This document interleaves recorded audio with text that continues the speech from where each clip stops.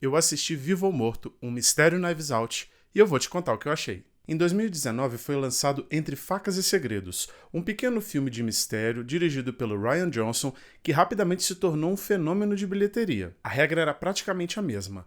Um crime acontecia, muitas pessoas são suspeitas e um detetive exemplar entrava em cena para poder resolver esse mistério. Mas mesmo que o filme respeitasse a dinâmica dos filmes de Quem Matou, ele ainda reservava muitas boas surpresas no desenrolar e na forma de contar essa história. Gostando do resultado e vendo aí uma possibilidade, a Netflix comprou os direitos da obra e garantiu com que mais 2 sequências fossem produzidas e lançadas direto no streaming deles. E com isso a gente foi agraciado lá em 2022 com Glass Onion, Um Mistério Knives Out, e agora com Vivo ou Morto, Um Mistério Knives Out, que acabou de chegar no streaming na Netflix e segue a série com mais um mistério delicioso pra gente acompanhar e tentar desvendar. Sendo realocado para uma paróquia no interior do estado de Nova York, um jovem padre se vê envolto num crime com uma comunidade que absolutamente detesta esse novo chegado e vai precisar da ajuda do detetive Benoit Blanc para poder resolver essa bagunça. O design de produção do filme é exemplar, porque no centro disso tudo a gente tem a igreja onde boa parte da história acontece. Uma igreja escura, cavernosa, cinza,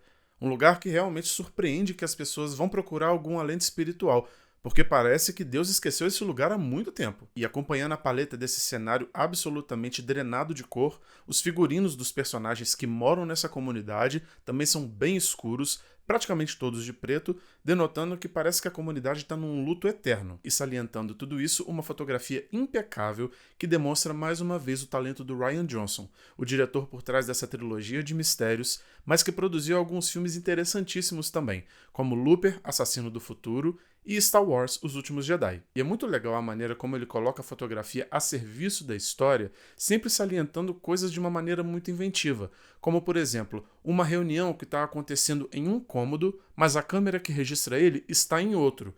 Então, o deslocamento que ele faz para a gente poder ver o que está acontecendo e o recuo quando essa cena termina é muito legal. Outro exemplo bacana é quando ele tenta salientar que um objeto faz parte da resolução do crime, mas logo ele se atenta de que não tem importância nenhuma. Por exemplo, o púlpito da igreja. Quando ele está no altar resolvendo o crime e fala talvez o púlpito tenha uma importância, a câmera abre e revela esse lugar. Mas logo ele fala, não, é impossível que isso tenha acontecido. A câmera fecha e volta para o ponto inicial. Mais ou menos como funciona a própria cabeça dele, registrando tudo o que está no ambiente, mas logo descartando o que não tem importância. E é muito curiosa a maneira como ele resolve iluminar a cabeça de 2 padres em momentos distintos quando eles estão falando alguma coisa dentro da igreja. Percebam a forma e a cor que essas luzes aparecem de trás da cabeça deles. Isso fala muito sobre os personagens que ele está retratando. Já o roteiro segue muito ágil, segue muito dinâmico, a tensão está sempre palpável e as coisas estão sempre mudando de lugar. Todo mundo é suspeito, mas os suspeitos vão mudando a cada segundo, cada hora a gente vai criando um artifício para poder duvidar de um, duvidar de outro, ou deixar de duvidar de um ou de outro. E é bom salientar também que Vivo ou Morto, Um Mistério Knives Out, traz características dos outros filmes da série. Um humor que é delicioso e que não hesita em invadir momentos importantes da trama. Como, por exemplo, o padre vivido pelo Josh O'Connor fazendo uma cara de absoluto choque quando todos esses personagens da vila resolvem falar impropérios terríveis na frente dele. Ou, por exemplo, a personagem da Glenn Close, que segue aparecendo de trás dos personagens e de móveis de maneiras cada vez mais inventivas e cada vez mais engraçadas. O roteiro do filme, mais uma vez, não reinventa as regras exatamente de um filme de Quem Matou, mas ele reinventa a forma com que ele conta isso. Em outros exemplares do gênero, a gente poderia conhecer os motivos dos suspeitos terem matado a pessoa em questão muito antes do crime acontecer. Aqui não. O crime acontece e aos poucos a gente vai descobrindo o que essas pessoas tinham motivo para ter cometido o crime. Inclusive, a distribuição do saber do filme é deliciosa. Distribuição do saber é quando a quantidade de informações que os personagens, o público e às vezes os dois juntos sabem. Muitas das vezes, os personagens já sabem a solução do mistério, mas demoram para revelar para o público. Ou às vezes, o público já descobriu uma pista, mas que os personagens estão passando batido por ela e só vão descobrir lá pra frente do filme. Posso dizer que o mistério, a resolução dele e a conclusão são muito bem amarrados.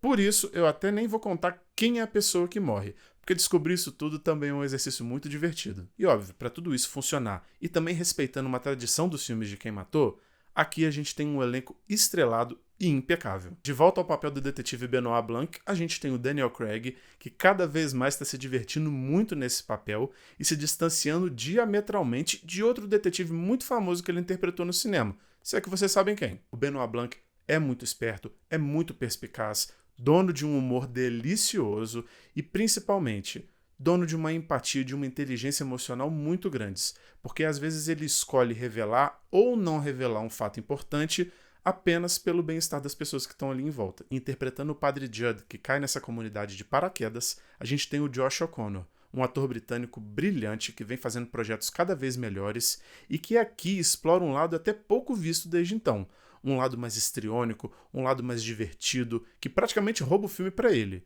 e que ainda guarda um momento de muita doçura e de muita beleza ao exemplificar lá no meio do filme qual a real função da religião e qual a real função que um padre deve exercer diante dos seus fiéis.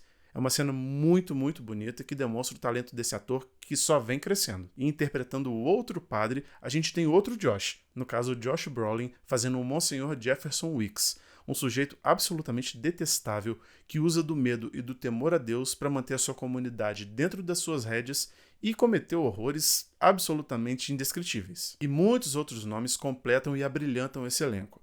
Tem a Kerry Washington, o Jeremy Renner, Glenn Close, Thomas Hayden Church, Mila Kunis, a Kaylee Spaeny, o Kyle McCormack e tem o Andrew Scott, que é um ator que eu adoro, mas que eu acho que o personagem dele aqui talvez seja o único que não tem muito o que fazer e também não contribui para esse mistério.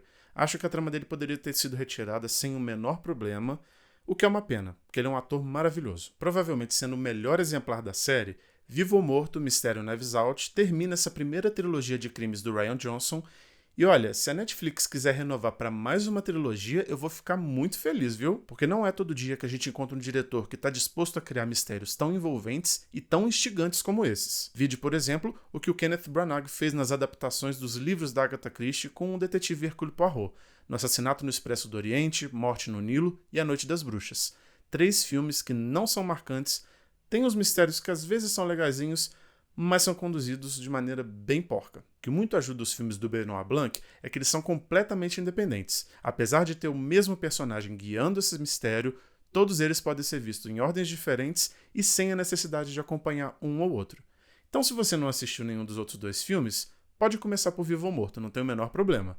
Mas sugiro assistir os outros 2, que são mistérios deliciosos também. E esse foi mais um vídeo do Seguindo o Coelho. Se você gostou, curte o vídeo e também não deixa de se inscrever no canal e ativar o sininho para receber notificações de novos vídeos que estiverem chegando por aqui. Daqui a pouco eu volto com mais. Tchau!